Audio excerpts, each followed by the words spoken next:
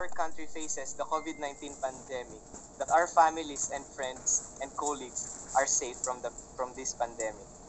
We pray and ask for your spirit of love and joy be within us to work together towards excellence. Lord, continue to remind us that all we do here today and all that we have accomplished is a form of our worship to you and for the pursuit of your greater glory and the service to our country. We ask this in your glorious name. Amen. Son, the Holy Spirit. Pleasant day to everyone. To our distinguished guests, we recognize your presence in this information, education, and communication for the Department Circular DC number DC 2020-02-0002 or the implementing rules and regulations of the RA 11361 or the Anti-Obstructions of Power Lines Act. We recognize the presence um, our our Assistant Director Irma CX Conde. We recognize the presence of the Energy family and the energy stakeholders and energy participants, as well as the members of the technical working group.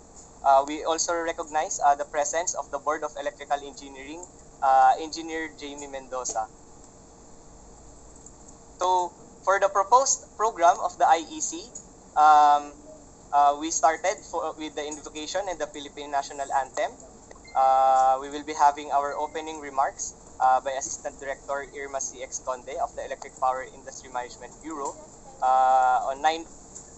Next is the presentation of the Power Line Corridor, Annex A, set forth in the Department Circular DC 2020-02-002, which will be presented by the Board of Electrical Engineering themselves.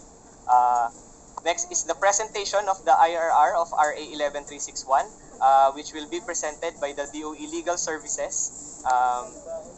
Then after that, we shall have our open forum. Before we start our program, we wish to discuss to you the house rules of this IEC. So, for our house rules, to preserve audio quality throughout the activity, please keep your microphones and cameras disabled unless upon the request from the DOE. For the participants to respond, the DOE Secretariat may mute or remove the participants from the meeting if situation so warrants. Comments, questions, and recommendations may be raised throughout the presentation and shall only be submitted through the chat window through our module, which is the Microsoft Teams, using the following format. So first is to include the topic, the rules section, company name, then your question. Should you have technical concerns during the presentation, please raise the issue through the chat window. The DOE will respond to the consolidated query submitted through the chat window during the open forum. Microphones and cameras of the participants shall remain disabled and muted unless otherwise permitted by the moderator. If time permits, participants may raise further clarifications during the open forum.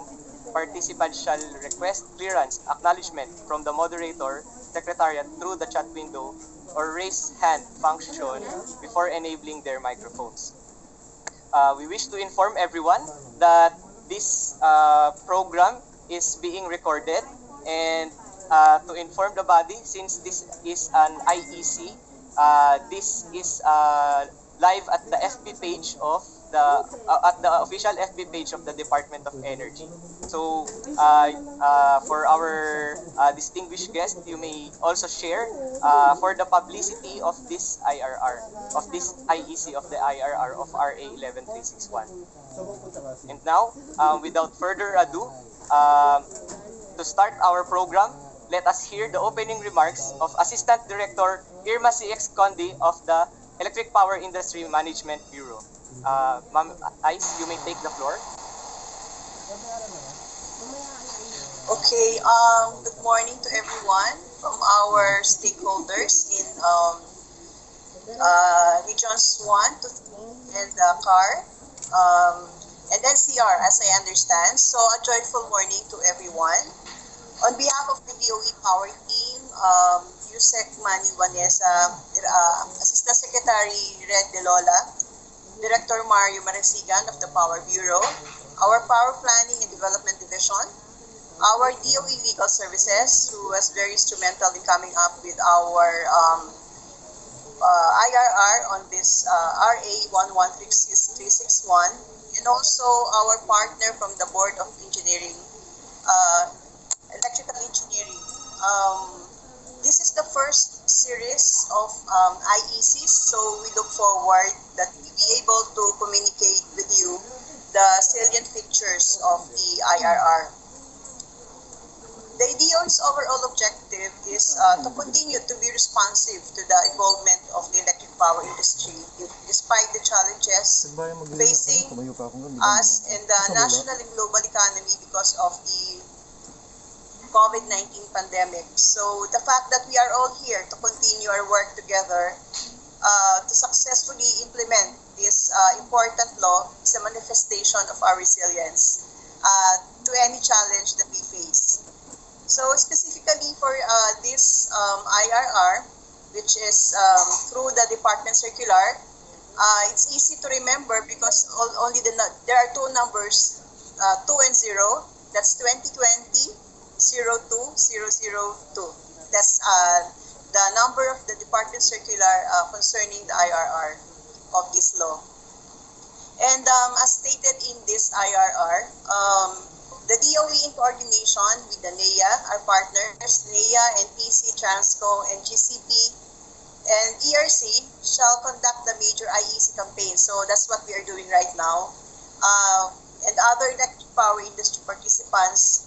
And specifically, this law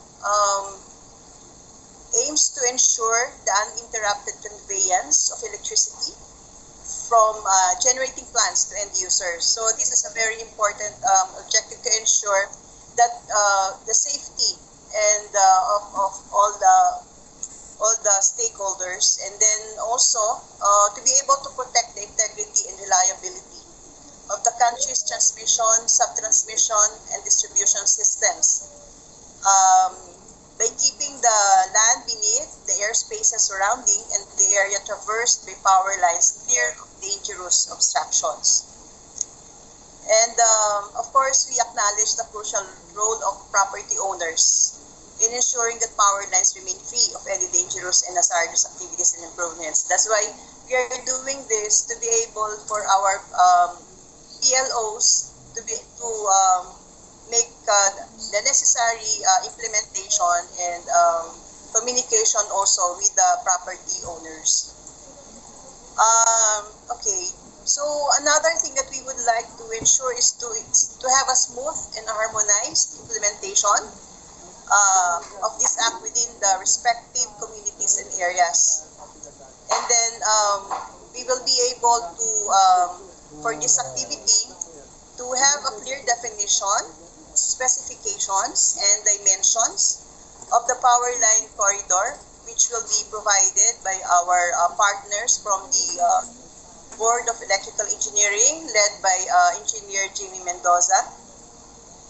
And then what are the prohibited unlawful acts and its respective penalties and liabilities imposed under the law. So partners, let us take active participation in this IEC, and we are hoping that we'll be able to successfully implement this IRR DC 2020-02002. Maraming salamat po. God bless and keep safe all. Thank you, Assistant Director Irma C.X. Conde of the Electric Power Industry Management Bureau, for giving us a brief background of what are our objectives for this event and what are the key points that must be discussed in this activity of the Department of Energy together with its partners from its stakeholders. So without further ado, we would like to introduce to you the Board of Electrical Engineering through Engineer Jamie Mendoza for the presentation of the power line corridor for the specifications and other matters with respect to the power line corridor. Engineer Jamie, you may also share your screen for the said presentation. Nakashare na ako. Wala pa. Aha, sandali ha. Play ko lang. Baka gusto niya nakaplay.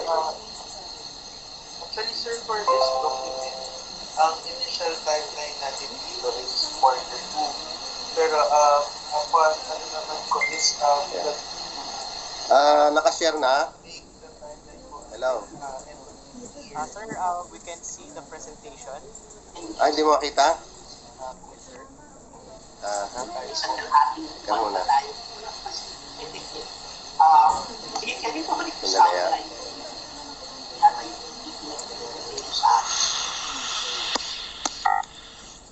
Okay. Aha. Share. Where's the share? Dapat share na to ah. Ay, nawala. Okay na po, Mr. Ano? Kita na? Kita na? Okay na po. Okay na. Sir, okay na See po. it. Oo, hindi ko nakikita. Okay na sa inyo? At wala sa screen ko. Yes, sir. You may proceed, sir.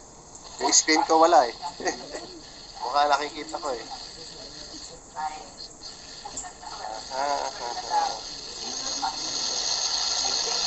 Hindi ko nakikita kung nasaan slide ako.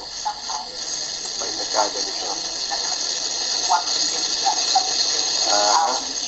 Sir Jimmy, would you like us to... Sige, kayo na. Hindi ko nakikita. May backup naman sa inyo eh. Okay, sir. May backup sa inyo.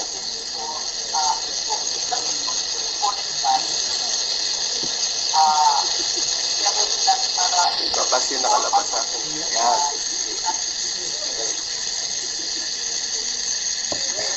Good morning. Good morning. Malakas ba dinig sa akin? Malakas? Hello? Morning. Yes, sir Jimmy. It's loud and clear. Ikaw na.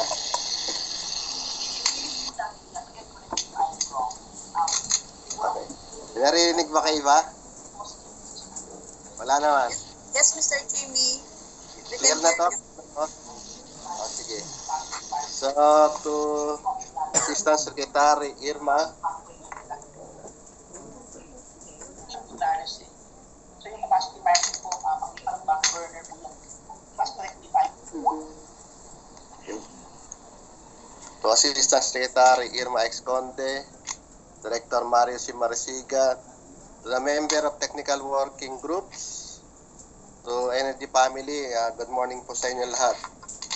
So I will just discuss the anti-obstruction of power lines. Although some of the slides might contain legal, but I might be also make it only a fast track. So this law, ito maganda sa batas na to, meron siyang penalties. No? Define yung penalties for a violation of this Republic Act. So paki-plus lang yung summary ng RR 1361. Dito tayo summary. Yan. So the full title is an act ensuring the continuous and uninterrupted transmission and distribution of electricity and the protections of the integrity and reliability of power lines and providing penalty for violation thereof. So signed into law last August 2019. Yung IR was finished by the Technical Working Group before Christmas last year and was published on March 6, 2020 on two leading newspapers, so before pandemic, you know. So the essence of the law is prohibit planting of tall growing tree, constructing hazardous improvement, and conducting of any hazardous activity within the power line corridors. And of course, outline the responsibility of owner or operator of power line, or what we call PLO, in the preventions and removal of power line structure located within public or private properties. Next slide, please. So next slide, please.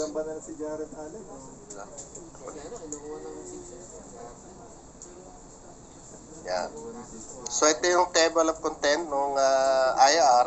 So andyan yan. So ano na lang, ano yung mga covering yan. And of course, ng batas, no? Ng batas pala, hindi ng IIR. So, next slide please.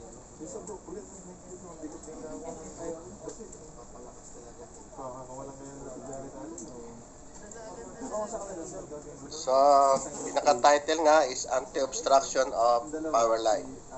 So, next slide, Sol, please.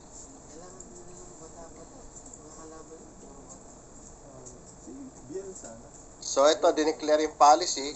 Hindi ko na siya i-discuss maigi. So, since baka doon sa susunod, ma-discuss nyo to ng next speaker. So, basta i-ensure lang yung yung policy no ano. So, importante ito, dineclare siya na integrity, reliability of transmission line, ano, from generation up to the consumer, no, up to the residential, whatever consumer, residential, commercial, or industrial. So, next slide, please.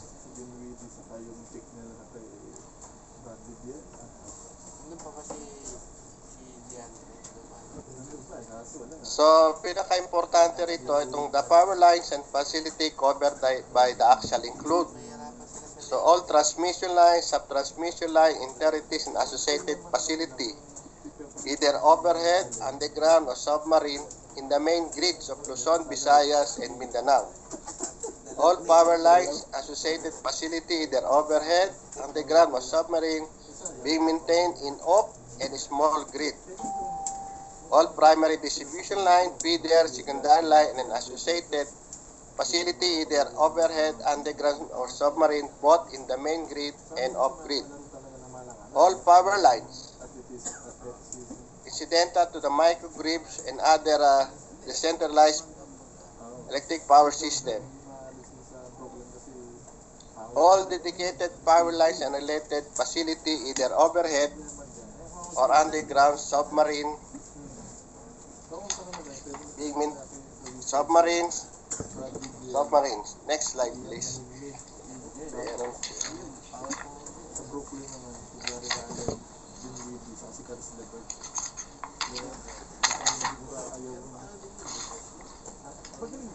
So, ito, kaya ko diniscuss to, marked out tayo dun sa penalty. Just especially for technical people.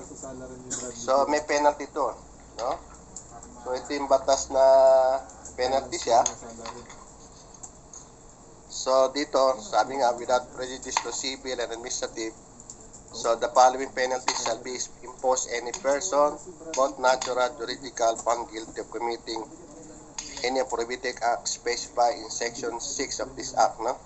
So, yung first offense, 50,000 ang penalty or both at the discretion of the court. So, yung penalty of arresto mayor, ano? Second offense, penalty of prison correctional or a fine of 100,000 pesos or both, discretion of the court. Next slide, please.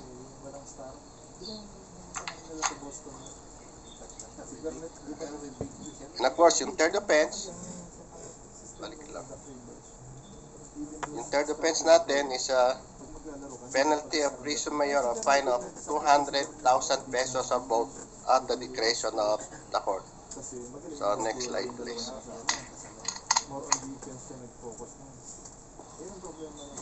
So, if the offense is committed by or in comparison with officer or employee of the PLO, such officer or employee shall suffer penalty 1 degree higher than the penalty provided therein.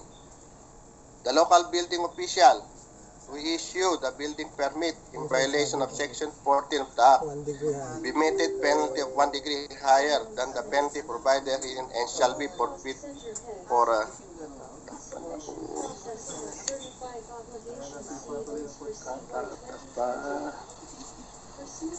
okay. So, sa government service, ano? Hindi na siya maano. So, next slide, please. Building official na di-dismiss pero yung government employee. Yan. So, ito in-explain lang yung arresto mayor, ano? So, ito as provided by NGCP. So, I just get it from the internet. I asked for NGCP.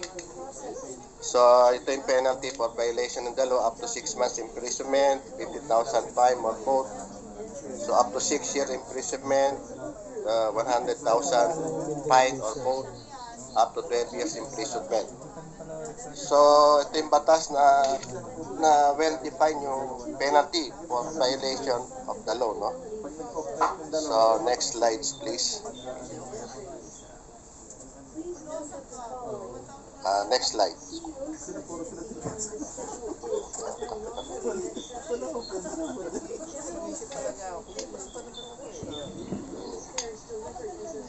So, sa Section 6, ito yung mga prohibited act, no?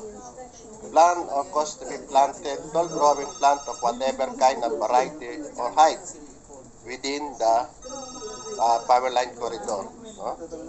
Construct or erect any hazardous improvement within the PLC, conduct or performs any hazardous activity within the PLC, prevent or refuse to authorize agent of the PLO entry to the property in performance of the acts enumerated under Section 7 of the Act, that such entry is in accordance with the provision of Section 8 of the Act, and perform other unjust act or activities which will impair the conveyance of electricity and cause damage to power line.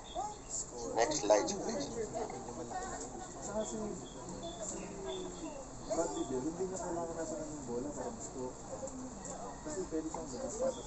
So, next slide, please. Yeah. So, ito yung summary picture also courtesy of NGCP. No? So, ito yung medyo picture natin. So, planting tall trees or vegetation, construction any hazardous improvement, conducting any hazardous activity, refusing or preventing entry to the transmission operator or their representatives. Next slide, please.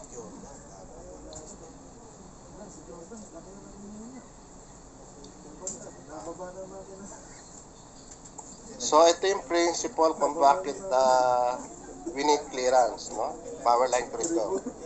So, ito just for the, hopefully I can explain it to a layman terms. We call it the right-hand rules, no? If there's a current flowing here at that direction, there is a magnetic field, or what we call electromagnetic field, or inductive inductions along the wires, no? So, since most of overhead line natin is uninsulated, so there is a electromagnetic field. So we need clearance between the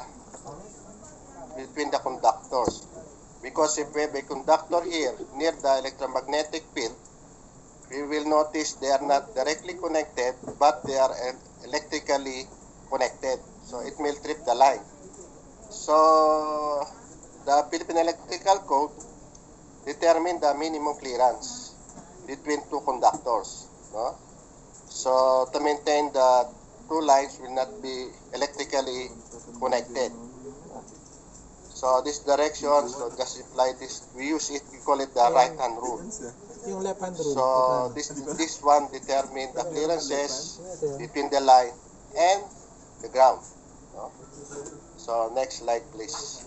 Naalala ko yun, electrical one namin eh. DC. So clearance required for overhead. So we need clearance along the railroad. So may vertical clearance tayo dyan. So for safety, span clearance, yung sa SAD, sa traffic, sa trees, no? River, of course, we consider also during river, during high tide, no? So ito yung mga required na clearances natin. Of course, this span length clearance will increase, no, depending on the voltage, no? So it will so the higher the voltage, the higher the vertical or horizontal clearance. So next slide, please.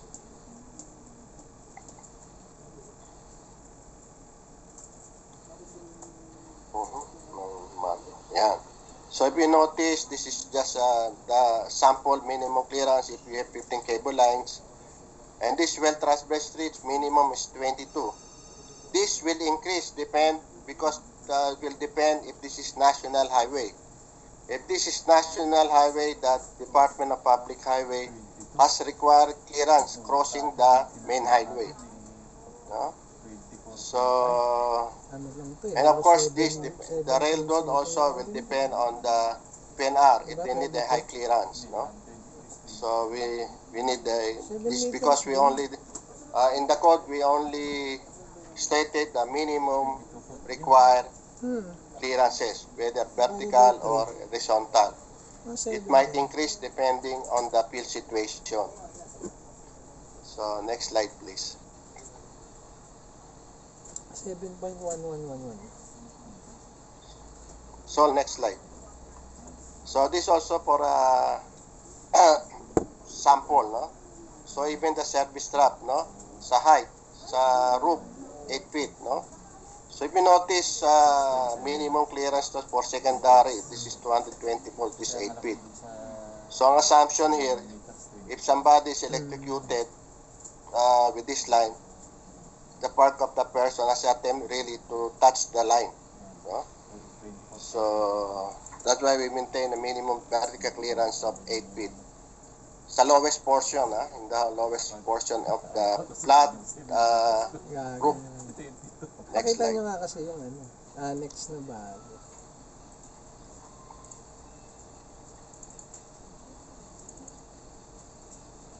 So this one, the codes from the this is PEC, they may maintain a 3-foot clearance, no, away, no.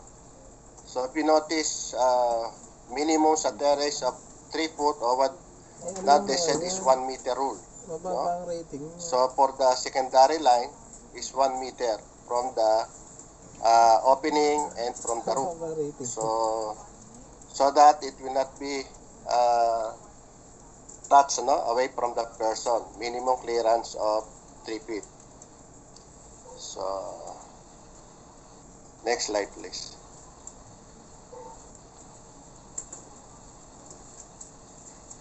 So this is also a violation of minimum clearance, no, of 1 meters. No? So overhead conductor must not be installed under opening to which material might pass. No? So yun ang rule na to. So for any building opening. So next slide, please. Dapat doon sa taas.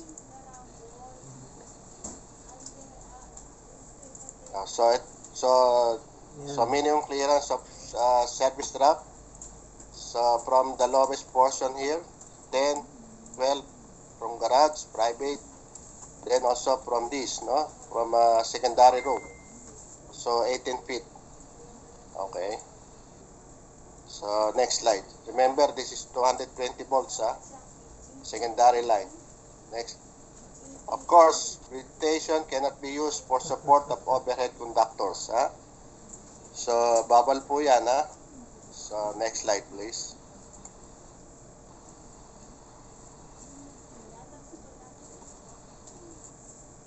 Sige, Sol. Next slide. Wala si Garrett.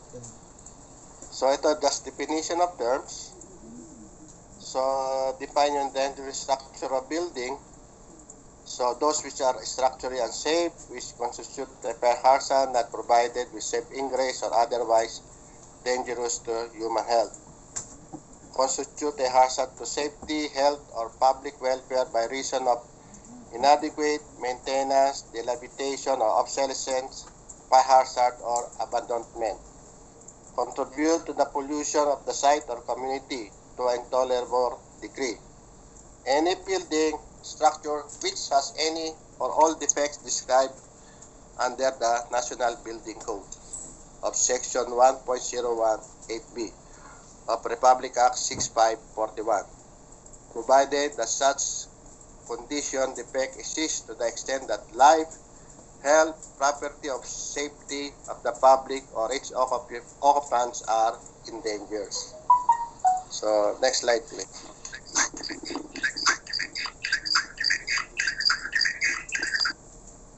So hazardous activity, so burning of waste, other materials, excavation, quarrying, construction, and other activity of the same nature or character, regardless of purpose intended. All or any of these acts are performed partially or wholly inside the power line corridor. This activity 310 endangers the continuous and uninterrupted conveyance of electricity. So next slide, please.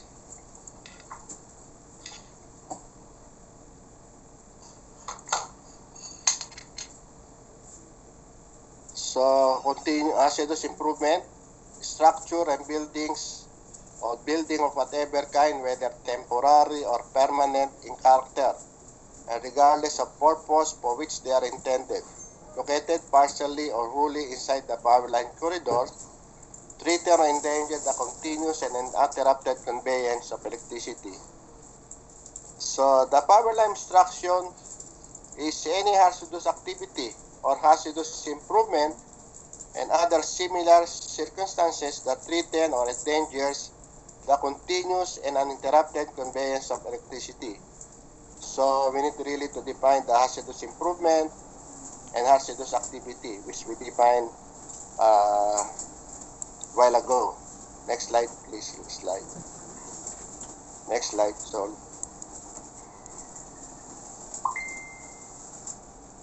So, Sol, next slide. Yeah. Tall growing plant. Plant, vine, and other species which grow or have potential to grow more than 3 meters. It's not allowed, no? More than 3 meters. So, this tall growing plant, so more than 3 meters. So, next slide.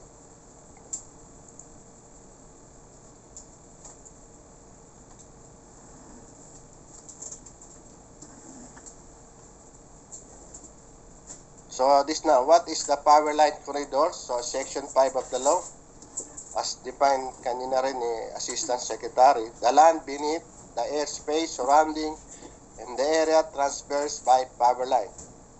What shall be done inside the PLC? At all times be kept clear, free from any power line obstructions, dangerous structures, hazardous liabilities, hazardous activities and improvements, and other similar circumstances. So it means for 1 year to 2 to 3 years, we need to clear the lines of this, because we know no reason now we cannot cut the trees or any obstruction within the power line. The law is giving us the tools, the way how to maintain our power line corridor. So expected from after 2 to 3 years, your reliability index should be improved. And of course, as much as possible, the momentary interruption will be eliminated. So just maintaining your PLC. So this power line corridor will help us not to conduct every trimming every 6 months or twice a year, because you just maintain the proper clearances within the PLC. And of course, who shall determine the PLC? So the Board of Electrical Engineering will determine the PLC in accordance with the Philippine Electrical Code and to be approved by the DOE. As I said before, the Philippine Electrical Code is just the minimum requirement for clearances for safety.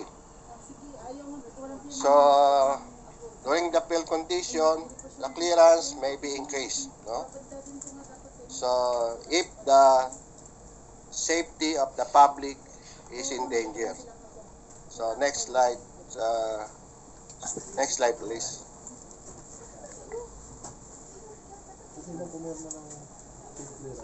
So there are two classifications of power line corridor. The number one is from vegetation, and the next is for rigid structures. So next slide, please. Gusto mo na pag-iwalay yung Last one.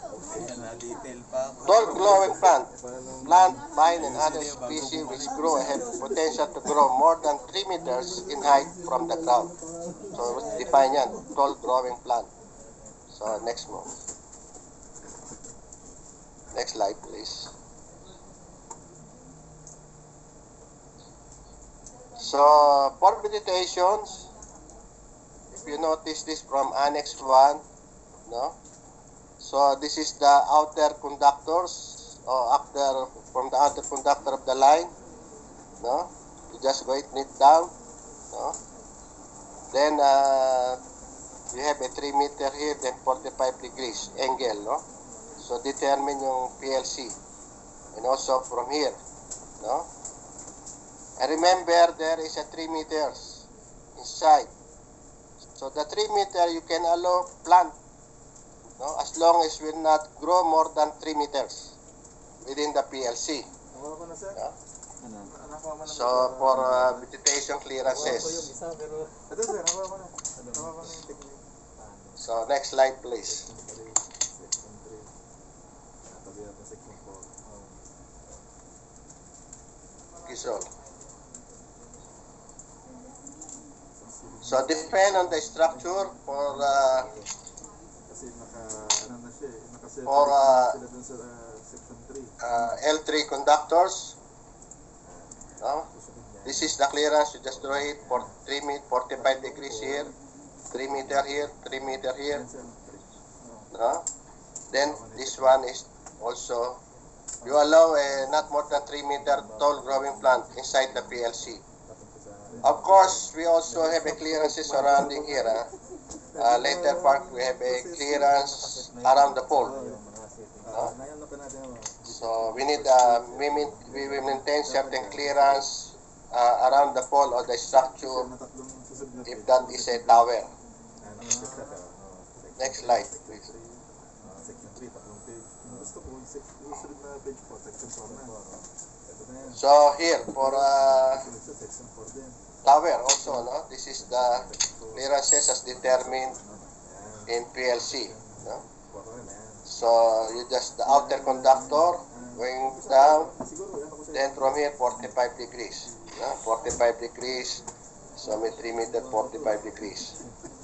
So you notice here we also discuss what's the minimum clearance here, no? So it will be discussed in the succeeding slide. So we allow tall growing in tree, no? So Ano na, di ko lulubayan na, hindi ko makukuha. okay, next slide please. Turo ko sa'yo, sir, yung ano, yung principle.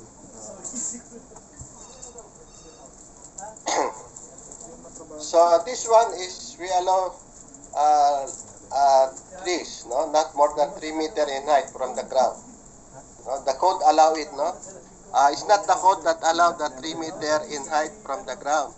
It is the law, Republic Act 11361. It's not stated in the Philippine Electrical Code, Part 2, that we have a 3 meter, not more than 3 meter in height. So just remember, it is the law that provide the clearance of not more than 3 meter. So this happens, this is really actual pictures taken, no? So they allow fruit-bearing trees within the power line corridor. So next slide please.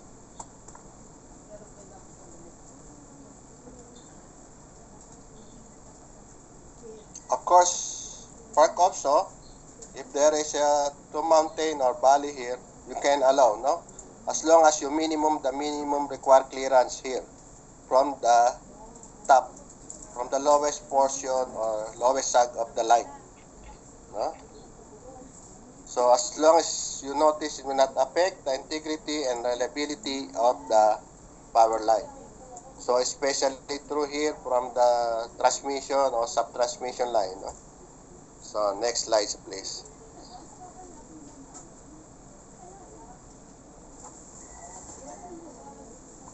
So this one, we discussed this another clearance from utility pole, no?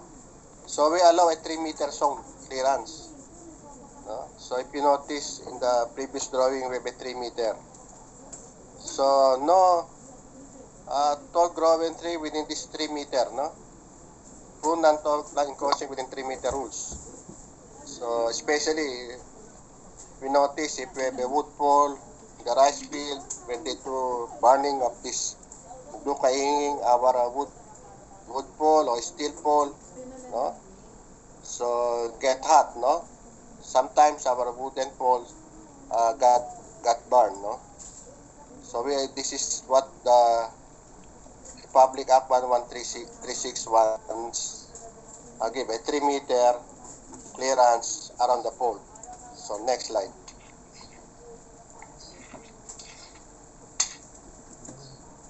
So this one, so for the structure, so H-frame utility pole, no? So surrounding here is a 3-meter. So we use this structure usually used in our transmission line, or when we have a distribution line crossing the river. We use an H-frame structure. So we maintain a 3-meter clearance around the surrounding of H-frame utility pole. So next slide, please.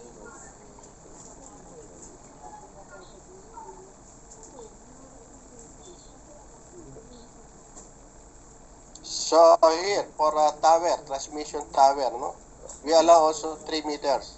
So we need a 3-meter clearance surrounding the structures, no. So no tall growing plant around here within 3 meters. So we need to clear this portion, no. So even you notice during the process of TWG, some member also for security of the line propose to have a security fence around the steel transmission tower, no? But even they propose a concrete fence for 3 meters along the transmission tower from protection from any untoward incident. But during the process of discussion also, it will be more difficult to implement, especially if there is a concrete structure here. You cannot see people inside the inside this fence, the concrete fence. So it will be more difficult to monitor. So we just have a 3-meter clearance around the transmission towers. That's the TWG agree. So next slide, please.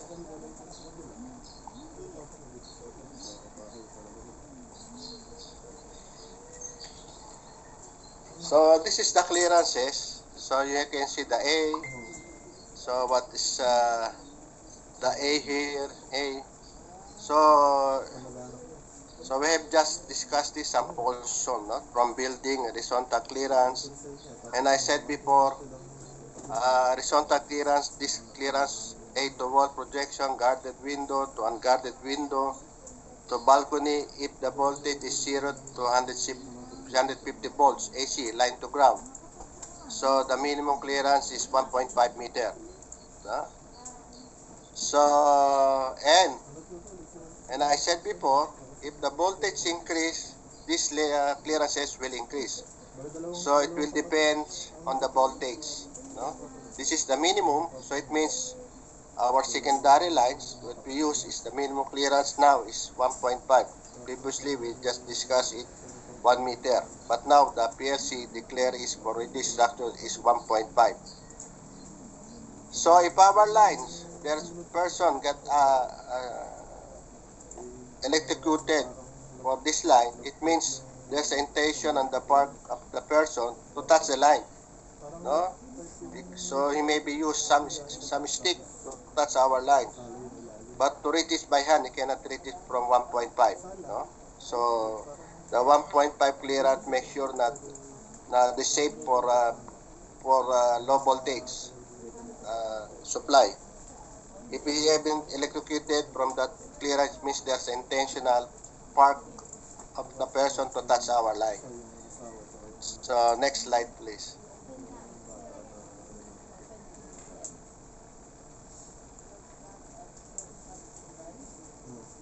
So we are now on the rigid structures. So from 22 kV line to ground, no? So we have this include also our 15 kV, no? 2.3 meters, no? 2.3 meters, 2.3. So the minimum clearance, no? So from unguarded window, okay? So next slide please.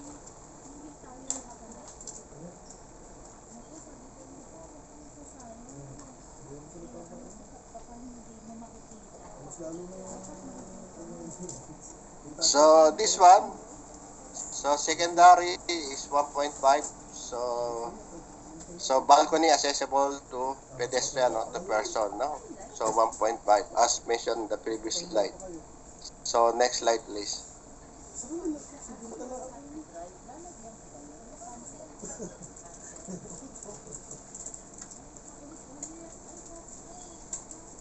So next slide please. So this one B, we now on the letter B, no? Vertical clearance. So vertical clearance, okay, sige, vertical clearance. So we got the vertical clearance, so over or under the roof projection, not readily accessible to pedestrians, so depend on the voltage, ha? So meron condition yan, over or under balcony, porch, decks, roof, or readily accessible to pedestrian, no? Of course, if you notice, but if not readily accessible to pedestrian, you have a lower clearances. But if accessible to pedestrian or person, you will increase our vertical clearances, no? So then also over roof, ramp, decks, or loading cocks, accessible to vehicle, but not to subject to traffics. Ito yung minimum clearances. So over roof, ramp, decks, and loading dock accessible to truck. This is the clearances. So go to the other slide, please.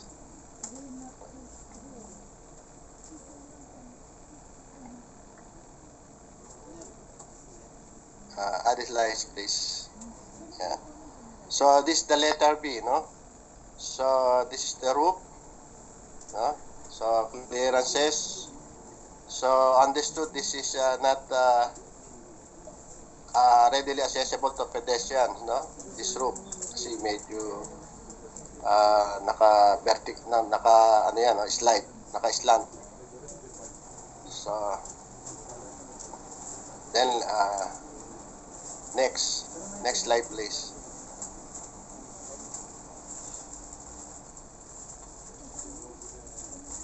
Next slide please.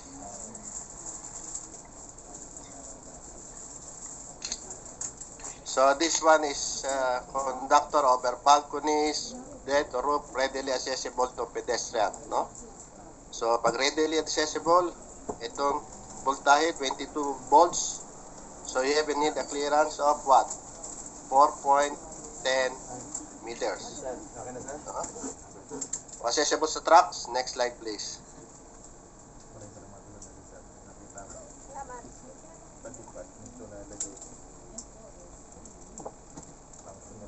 This is the clearances, no? So accessible, so it will increase, no? Depending on the voltage, no? So this the okay. Next slide, please.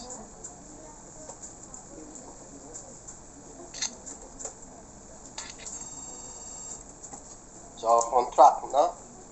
So then this also, no? So billboard, climbing. So you just determine this letter A. Then of course, what's the voltage? You can see in the table what are the required clearance. So next slide please.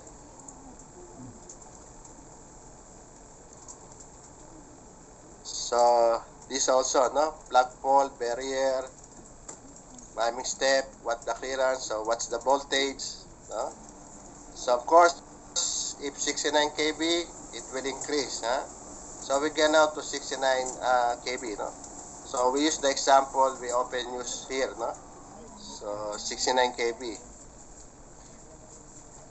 So you notice just increase the horizontal clearance. Okay, next please.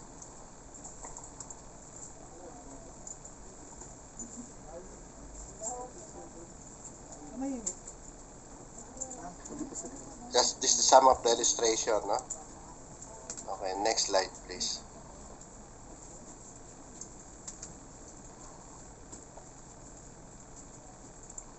Yeah.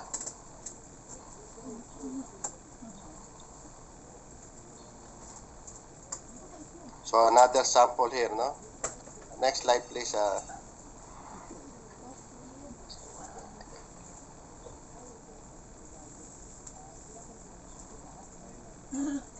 So of course here, what's the minimum required clearance here? No? So conductor over catwalk. No?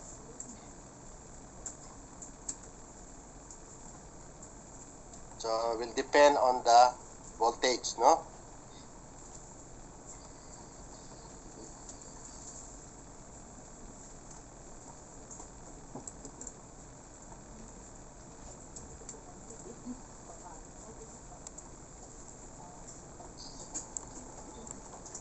So here, no? So 4.58. So of course this now is 115 kV, no? So next slide, please.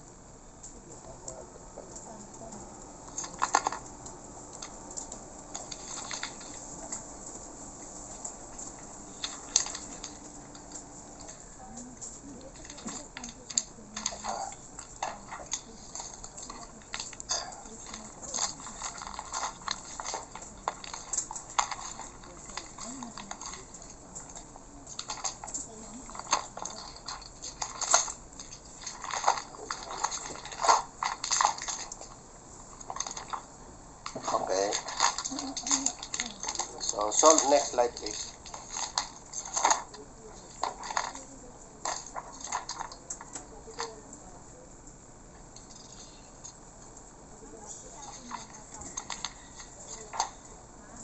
So this one, I'll just let the next speaker we do this, no? Power line. What if the PLC is located inside the private property? So andun yan sa IR, PLC wholly or partially located within private property not owned by the power line owner operator, Republic Act 11361's envision to scenario. The PLC shall constitute as a legal easement under Civil Code of the Philippines. So ito yung guiding law. So power lines operators are acquire, lease, or enter into other gratuitous or one or onerous arrangement within the private property owners. Next slide, please.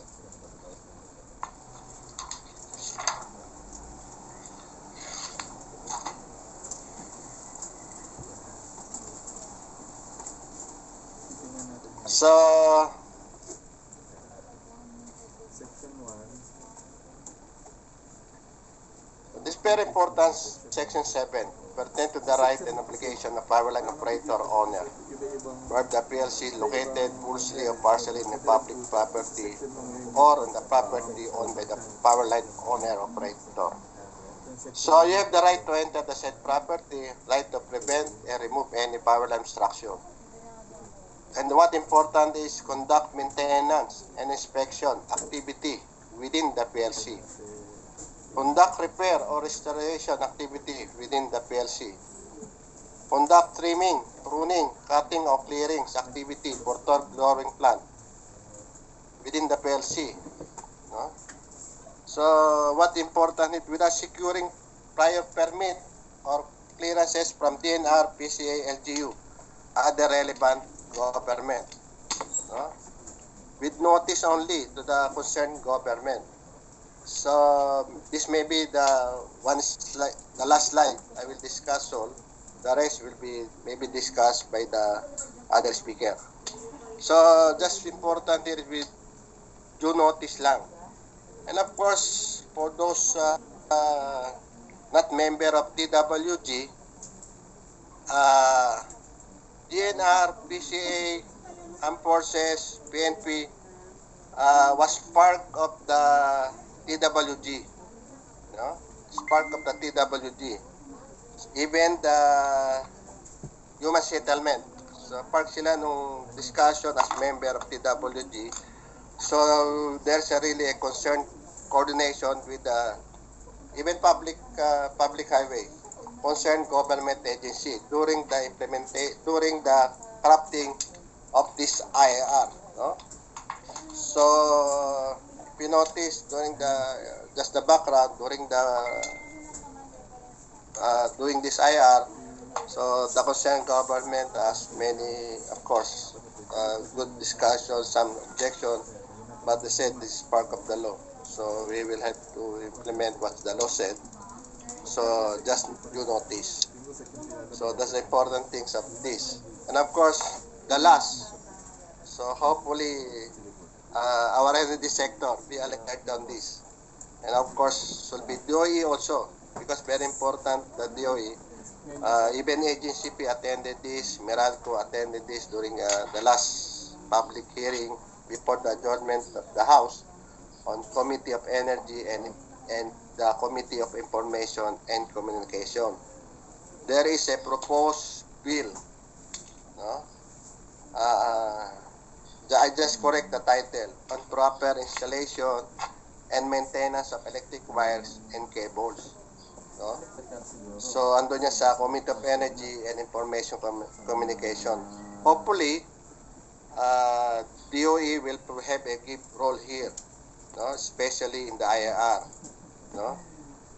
It was not mentioned in the proposed bill the role of DOE. No? We just included that during the written comment.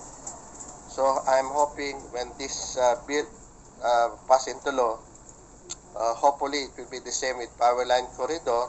It's the IR will be responsible for doing the IR with the energy sector. And of course, with coordination with other sectors, especially the one big problem for us from communication cable. No? So hopefully we will be aware of this and we participate actively on the proposed bill. I think the last hearing we discussed, they are finalizing the bill. So maybe if the next hearings is for schedule, it might be approved in the House level. So let's see if we can have a good role on this, our energy sector.